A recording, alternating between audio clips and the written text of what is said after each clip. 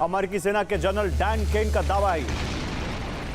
देखिए, युद्ध विराम के दौरान अमेरिकी सेना पर ईरान ने 10 बार हमला किया।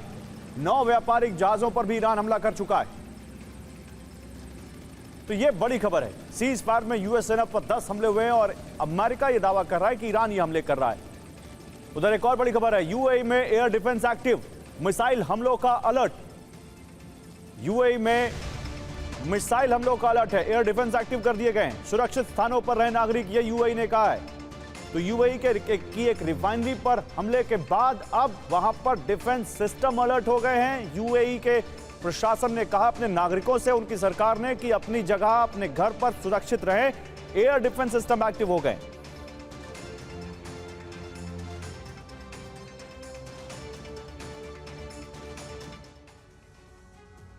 चलिए इस बारे में बात करते हैं, लेकिन अब विस्तार से बात आपको दिखाते हैं खबरें। वार्ता और समझौते की कोशिशों के बीच ईरान, अमेरिका और फिर युद्ध की दहलीज पार करने वाले। 27 दिन से जारी युद्ध विराम के दौरान ऐसा पहली बार है जब अमेरिका और ईरान ने बारूद बरसाया, और यह बारूद बरसा है होर्मुज में।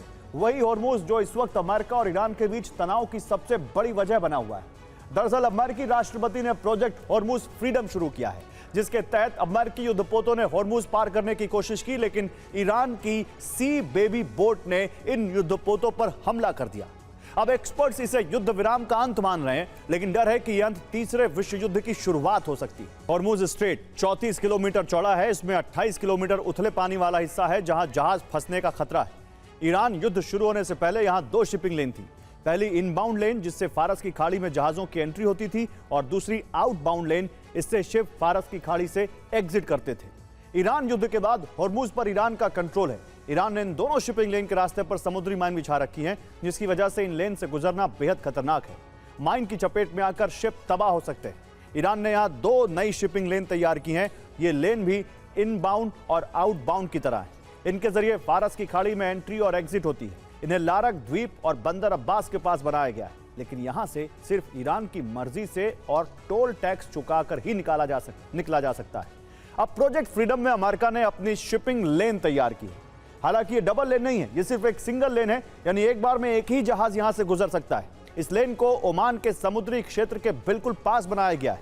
ये ओमान के मुसंदम प्राय द्वीप के करीब से होकर गुजरती है। दावा है कि इस लेन को तैयार करने के लिए ईरान की कुछ सी माइंस भी हटाई गई हैं।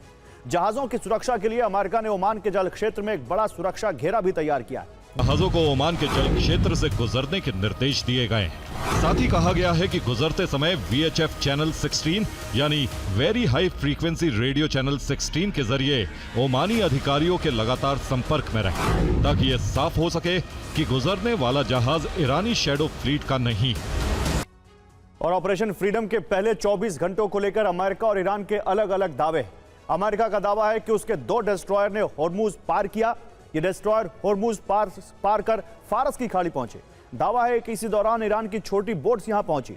इन बोट्स पर मौजूद मिसाइलों से अमेरिकी डिस्ट्रॉयर पर हमला किया, जिसके बाद होर्मुज की सुरक्षा में तैनात MH-60C हॉक हेलीकॉप्टर और अपाचे हेलीकॉप्टर ने मोर्चा संभाला और ईरान की 6 बोट्स को तबाह कर दिया। ईरान का दावा इससे बिल्कुल अलग है।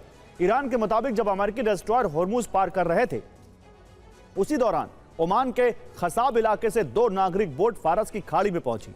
इन नागरिक बोट्स को ईरान आना था, लेकिन अमेरिका के MH-60C हॉक हेलीकॉप्टर और अपाचे हेलीकॉप्टर ने इन नागरिक बोट्स को तबाह कर दिया। एक्सियोस की रिपोर्ट में दावा है कि सीज फायर लगभग टूट चुका है। बहुत जल्द पूर्ण युद्ध दोबारा शुरू हो सकता है। होर्मुज या तो पूरी तरह खुलेगा या फिर एक महायुद्ध शुरू होगा। इजरायली चैनल 13 की रिपोर्ट में दावा है नेतन्याहू ने अपने अधिकारियों के साथ सीक्रेट बैठक की। ये बैठक करीब 8 घंटे तक चली, जिसमें उन्होंने युद्ध पर परामर्श लिया। वहीं अमेरिका ईरान के खिलाफ सैन्य अभियानों को फिर से शुरू करने की तैयारी कर रहा है। और होर्मुज पर एक बार फिर अमेरिका और ईरान आमने सामने हैं। तनाव के साथ ही अब बारूदी धमाकों की शुरुआत भी हो चुकी है। ईरान की सेना ने अमेरिका के युद्धपोत को चेतावनी देने के लिए मिसाइल और ड्रोन का इस्तेमाल किया। अमेरिकी डिस्ट्रॉयर पर निशाना तो नहीं साधा गया, लेकिन चेतावनी देने के लिए युद्धपोत के बेहद करीब धमाके किए गए। ईरान ने होर्मुज को बंद करने का आधिकारिक ऐलान कर दिया और अमेरिका को होर्मुज से दूर रहने की चेतावनी दी। दोनों ओर से जिस तरह की तैयारी चल रही है, उससे लगता है कि समुद्र में एक बार फिर भारी घमासान छिड़ सकता है। ईरान ने कहा है कि होर्मुज के पूरे इलाके पर ईरान का नियंत्रण है। ईरान किसी भी स्थिति से निपटने के लिए तैयार है। यूएस के एक भी युद्धपोत को एंट्री नहीं दी जाएगी। हॉर्मुज के लिए ईरानी सेना की इजाजत जरूरी है। और रिपोर्ट के मुताबिक प्रोजेक्ट फ्रीडम बनाम प्रोजेक्ट डेडलॉक की जंग में ईरान ने हॉर्मुज स्ट्रेट में 85 हमलावर बोट तैनात कर दी हैं। 22 किलोमीटर के इलाके में मौजूद ये बोट एक दीवार की तरह काम कर रही है जो हॉर्मुज में रास्ता रोके खड़े हैं। अटैक बोट से हॉर्मुज के बीच में गश्त जारी है। ये बोट किसी भी युद्धपोत पर हमले के लिए हर वक्त तैयार है। ईरान की छोटी छोटी बोट्स बेहद घातक है। ये बोट एंटी शिप मिसाइल से लैस हैं जो किसी भी युद्धपोत को नष्ट कर सकती हैं। ईरानी बोट्स पर रॉकेट लॉन्चर की भी तैनाती है। एक साथ कई बोट नेवल मशीन गन से भारी हमला करने में सक्षम है। बोट पर समुद्री माइंस भी लोड की गई हैं जो किसी भी युद्धपोत का रास्ता रोकने के लिए समुद्र में गिराई जा सकती हैं।